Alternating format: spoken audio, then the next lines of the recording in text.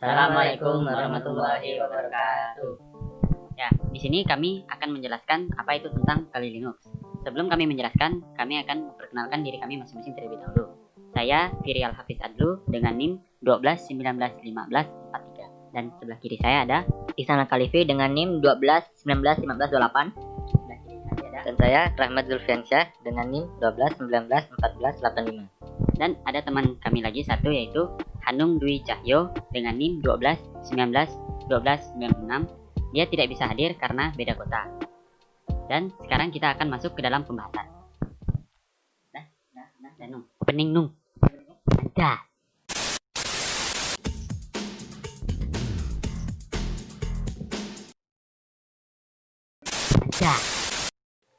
Ya, di sini saya akan menjelaskan sedikit tentang sejarah Kali Linux. Kali Linux adalah sistem operasi berbasis Debian Linux yang dikembangkan oleh Offensive Security. Dari segi tampilan Kali Linux memiliki tampilan sederhana dan tidak terlalu mencolok dan penggunaannya pun tergolong cukup mudah. Sehingga sangat baik untuk para pemula dalam melakukan penetrasi pada jaringan. Kali Linux merupakan reinkarnasi daripada Backtrack, salah satu distri Linux yang diciptakan secara khusus supaya bisa memenuhi keperluan dalam penetration, juga testing di sebuah sistem serta keamanan pada komputer. Kali Linux telah dikembangkan serta didanai Offensive Security sama dengan pendahulunya yaitu Backtrack. Saat ini Kali Linux telah dikembangkan dengan cara open source serta tentu bisa didapatkan dengan gratis. Linux sendiri berarti Unix clone, kernel yang ditulis oleh Linus Torvalds dan dikembangkan dengan bantuan programmer dan hacker dari seluruh dunia. Linux didistribusikan di bawah GNU General Public License, yaitu suatu lisensi di mana pemilik program tepat memegang hak ciptanya, tetapi orang lain dimungkinkan menyebarkan modifikasi atau bahkan menjual kembali program tersebut, tapi dengan syarat source code asli harus tetap disertakan dengan distribusinya. Linux pertama kali dikembangkan untuk PC berbasis 386 atau 486 dan kemudian dikembangkan juga untuk mesin-mesin lain. Hingga saat ini Linux juga berjalan di mesin DEC Alpha, Sunspurs, M68000, MIPS, serta PowerPC. Linux bisa berjalan dengan 150 MB space hard disk, 2 MB RAM, tapi secara realistis tentunya dibutuhkan ruang lagi untuk development tools, data dan sebagainya. Maka dibutuhkan sekitar 250 MB space HD dan 12 sampai 16 MB RAM. Dan selanjutnya akan dijelaskan oleh Rahmat Zulfiansyah.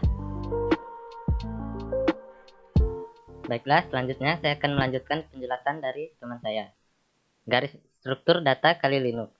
Garis miring yaitu merupakan direktori tertinggi di dalam hierarki yang disebut sebagai root. Garis miring bin yaitu merupakan direktori file binary berisi perintah-perintah dasar yang dibutuhkan oleh sistem. Garis miring boot merupakan direktori yang memuat Linux, kernel, dan file lain yang diperlukan pada saat melakukan proses booting sistem. Garis miring dev yaitu merupakan direktori berisi file device di mana perangkat fisik terpasang, seperti hard drive, dev SDA. Garis miring etc. merupakan direktori yang berisi file konfigurasi yang diperlukan oleh semua program. Garis miring home merupakan direktori home yang menyimpan data user. Garis miring lib merupakan direktori berisi file-file library dari aplikasi yang ada pada sistem. Garis miring media yaitu merupakan direktori berisi file media dari perangkat eksternal yang terpasang dan terhubung ke sistem. Garis miring MNT merupakan direktori yang pada dasarnya digunakan sebagai tempat untuk pemasangan file sistem. Selanjutnya, garis miring OPT merupakan direktori berisi paket aplikasi tambahan untuk sistem yang belum dapat dikelola oleh paket distro yang ada. Garis miring proc merupakan direktori proses di mana banyak informasi sistem direpresentasikan sebagai file. Garis miring run merupakan direktori variabel data runtime yang berisi informasi tentang sistem yang berjalan. Garis miring sbin merupakan direktori berisi program binari penting yang diperlukan oleh sistem administrator untuk pemeliharaan, seperti if table. Garis miring srv merupakan direktori berisi server tertentu dengan layanan file yang terkait, seperti data. Garis miring sjs merupakan direktori berisi informasi tentang perangkat yang terhubung ke sistem. Garis miring tmp merupakan direktori temporary system yang menyimpan file-file sementara. Garis miring WSR yaitu merupakan direktori hierarki sekunder berisi program-program source kode yang bisa diakses oleh pengguna. Garis miring var merupakan direktori variabel file berisi informasi proses operasi dari sistem. Selanjutnya, requirement instalasi Kali Linux atau yang dibutuhkan untuk menginstalasi Kali Linux. Yang pertama, minimal 10 GB ruang disk untuk menginstal Kali Linux. Yang kedua, untuk i386 dan AMD 64 arsitektur minimal RAM yang dibutuhkan 512 MB. Yang ketiga, support boot CD atau DVD drive atau USB. Yang keempat, download Kali Linux. Yang kelima, pastikan komputer atau laptop sudah diatur untuk boot dari CD atau USB di VirtualBox. Sekian penjelasan dari saya, selanjutnya akan dilanjutkan oleh teman saya.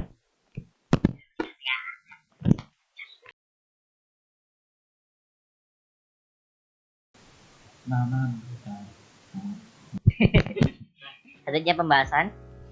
Pertama kita akan mendownload aplikasi VirtualBox-nya dulu. Ini dia aplikasi, untuk itu link untuk download aplikasi VirtualBox-nya, virtualbox.org. Tekan aja sini di download VirtualBox nanti satu. Selanjutnya tekan Windows host di sini. Ya, otomatis akan terdownload di sini. Ini saya akan matikan karena kami sudah selesai mendownloadnya tadi. Tekan saja. Oke. Selanjutnya kita akan membuka VirtualBox-nya. Ya, ini adalah tampilan dari VirtualBox-nya. Sudah ada di sini ya. Kita minimize dulu. Selanjutnya kita akan mendownload Kali Linux-nya. Untuk download Kali Linux-nya ada di kali.org. Ini adalah tempat download Kali Linux-nya, resmi dari Kali Linux-nya. Scroll ke bawah, Kali Linux yang 64 bit ini, tekan aja di sini linknya.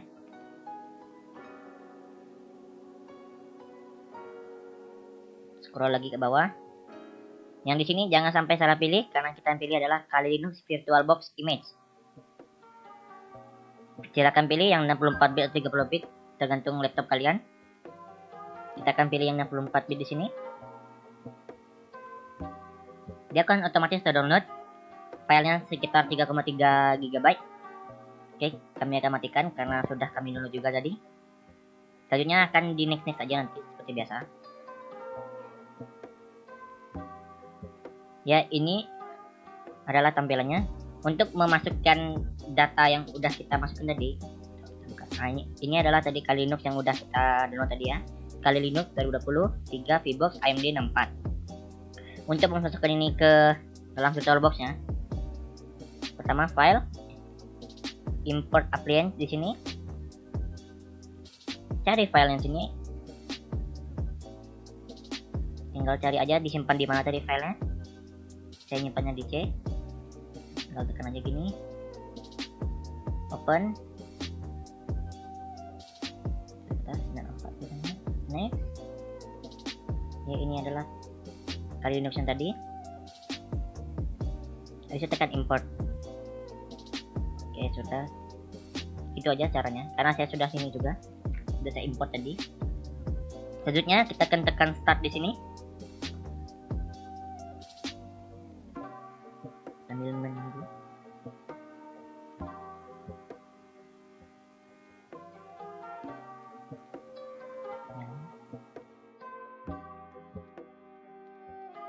Ya, ini adalah starting virtual machine atau VM.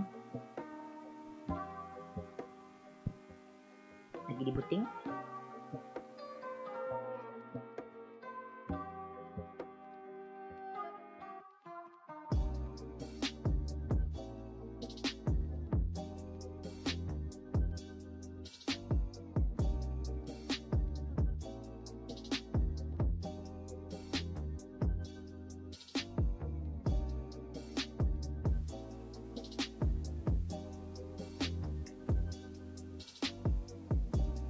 Tunggu dulu ya.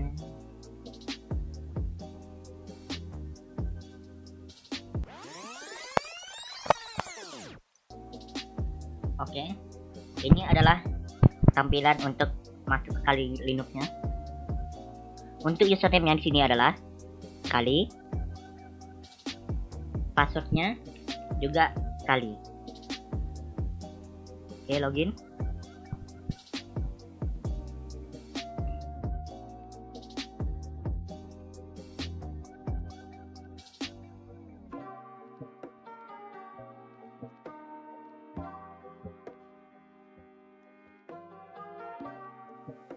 Bentar, di sini adalah tampilan untuk Kali Linux-nya. Ini untuk tampilan aplikasinya di sini bisa dicek ini. Ya, untuk internetnya sini memakai Mozilla Firefox ya. Bentar, kita akan buka di sininya di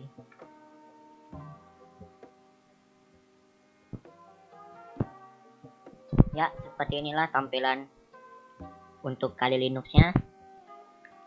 Sekian penjelasan dari saya untuk tutorial cara mendownload VirtualBox dan Kali Linux. Terima kasih. Untuk kesimpulan dan saran akan dilanjutkan oleh Hanum Dwi Cahyo.